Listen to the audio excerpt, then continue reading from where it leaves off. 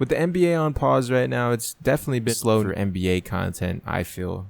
It's tough to talk about it because there's nothing going on. So I decided today to do my annual NBA redraft this year for the 2019 NBA draft class, which is absurd because the season technically isn't even over yet based off of the few games that they've played thus far. So with the first overall pick, I have the New Orleans Pelicans still selecting Zion Williamson. He was the clear-cut star of this year's draft. As long as he can stay healthy, this will forever be a great spot to be in. The Pelicans needed that star power name once Anthony Davis left, and Zion can fill that star power name perfectly for them in the future.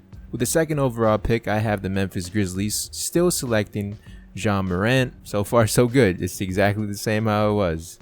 This is what the Memphis Grizzlies needed, especially moving on from Mike Conley. It makes sense. Ja is in contention with Rookie of the Year. He has been carrying the Memphis Grizzlies the games that he has played thus far. He's played a lot more than Zion. We're going to continue that trend of remaining the same with the third overall pick. The Knicks select RJ Barrett.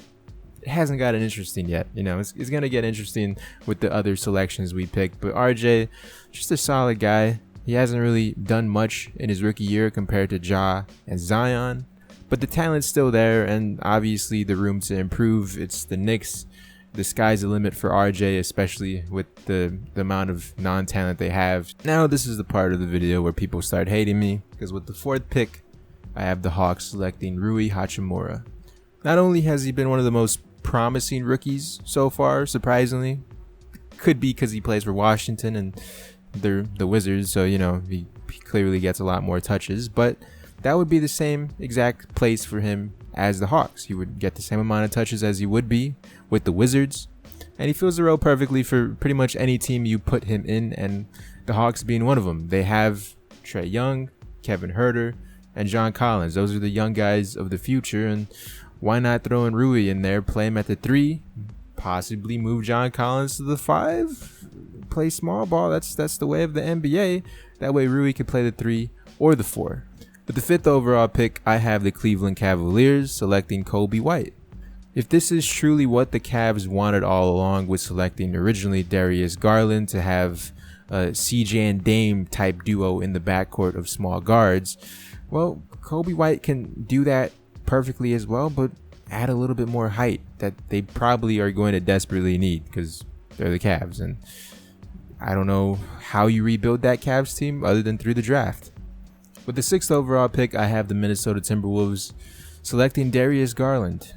I feel like they don't need another 3-and-D type small forward, especially with Andrew Wiggins not turning out the greatest with the Wolves. Looking at the trade deadline Wolves, they have their point guard of the future in D'Angelo Russell, but maybe they would want to try a CJ and Dame type lineup and have Darius Garland and D'Angelo Russell.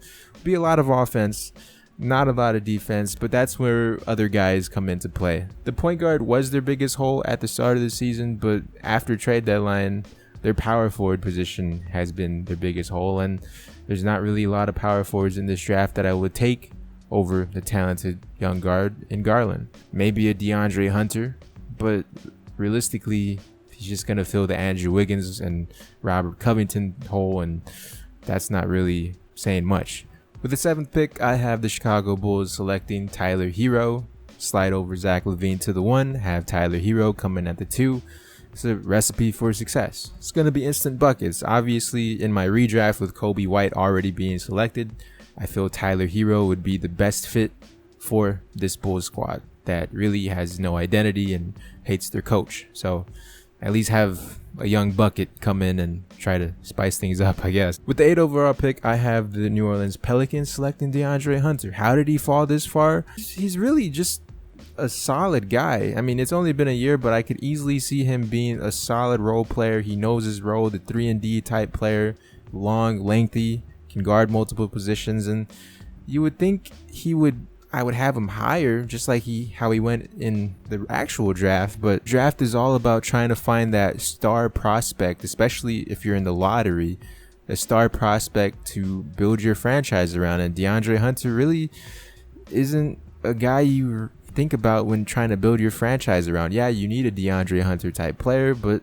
that's why he would fit perfectly with a team like the New Orleans Pelicans in this redraft. With the 9th overall pick, I have the Washington Wizards selecting Brandon Clark. Can fit the real life mold of Rui Hachimura, how he's been playing with the Wizards this year.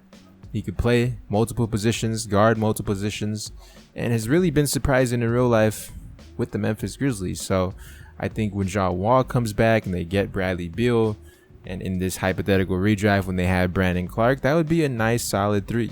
Now we're only going up to 10 picks, so before we get on to the last and final pick of this redraft, I wanted to do some honorable mentions of amazing talented players that just didn't make this top 10 list. If I was doing 14, they definitely would have, but those players being Eric Paschall, Cam Reddish, and Kevin Porter Jr.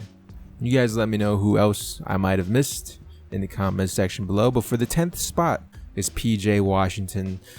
The NBA has moved towards a small ball lineup, and if you look back at my redraft, the 4th overall pick, I have them selecting Rui.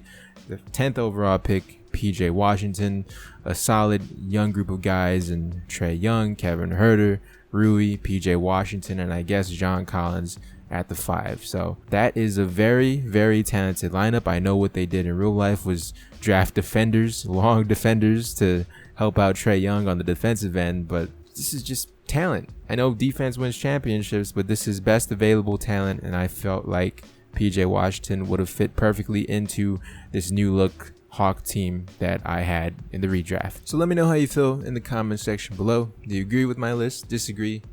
Let's have a conversation. Before you go, leave a like, subscribe, and check out some of these other videos on screen.